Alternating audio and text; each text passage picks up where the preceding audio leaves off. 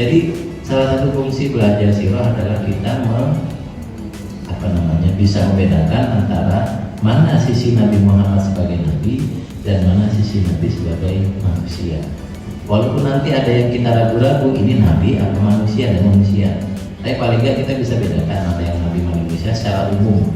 Kita mengikuti yang nabinya, kalau yang manusianya boleh diikuti, boleh tidak. Bahkan nanti ada yang haram diikuti, Pak. Jadi terkait Nabi haram diikuti, namanya khususiyat, kekhususan. Apa itu? Kalau dalam riwayat beberapa kekhususan Nabi itu, pertama, Nabi wajib menyembelih kurban. Fasholli li rabbika wanhar, itu amal wajib. Yang kedua, Nabi wajib sholat malam, qumil laila illa qalila, dan bangun malamnya Nabi itu nisfahu, tengah malam pas. Awingkus auzin alaihi, bisa jadi lebih dikit atau kurang dikit karena nggak ada jam. Itu jam 12 Nabi udah bangun, Pak. Tiap malam. Wah, kalau itu wajib pada kita hebat kali ya, nggak kuat kita, nggak kuat. Makanya kemudian Nabi wajib. Nabi dilarang makan harta zakat, itu khusus ya. Keturunan Nabi juga haram makan harta zakat, termasuk Nabi boleh menikah lebih dari 4. Nabi menikah lebih dari 4 boleh khusus ya.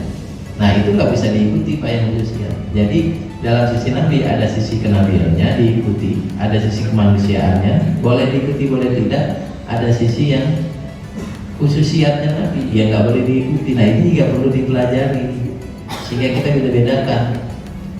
Saya termasuk kalau nanti bulan Ramadan tuh buka puasa misalnya, kan dalam hadis nyatakan kalau mau buka puasa berbukalah dengan korma, fa'innahu mubarak, karena korma itu diberkahi. Fa'ilam tajid fabilma fa'innahu tahurun. Kalau nggak ada korma, bukalah dengan air karena air itu menyucikan. Lalu kita sunnah berbuka dengan korma. Menurut saya sunnahnya berbukanya, bukan dengan korma. Kalau kurma itu gampang diperoleh seperti di Arab, ya pakai kurma. Tapi kalau di Jakarta, di Indonesia pakai kurma repot, Pak.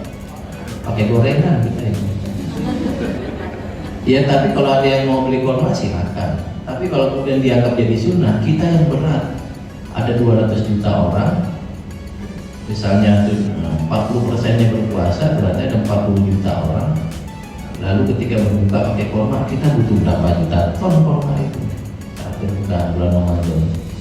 Maka kemudian kalau kata Nabi itu, keluarga yang gak punya korma jiaun ahlu, lapar keluarga. Karena korma itu paling gampang diperoleh di sana. Kalau kita paling gampang ya gorengan sama nasi. Nah kadang-kadang begitu. Kalau ada yang bilang enggak sunnahnya pakai korma, ya nggak apa-apa juga kan. Tadi kita bilang ada yang kenabian, ada yang kemanusiaan, dan ada yang tengah-tengah ini. Dibilang Nabi, dibilang manusia. Makanya kalau di tengah-tengah kita boleh beda pendapat, jangan galak-galak juga ya. Jangan galak-galak. Misalnya wajib pakai kurma, jangan diwajibin. Nggak boleh pakai kurma, jangan dilarang. Mau buka puasa nanti diatur-atur, buka aja yang enak. Kalau saya sih sejujurnya Pak lebih suka gorengan. Sejujurnya, kayaknya enak banget gorengan itu Pak sama es teh. Kurma doyan, tapi kalau ada gorengan kayaknya lebih banyak gorengan. Beda lidahnya Pak, lidah mecin yang ini. Nah baik, jadi kita belajar sirah Nabi pertama untuk mengenal Nabi, kedua untuk meluruskan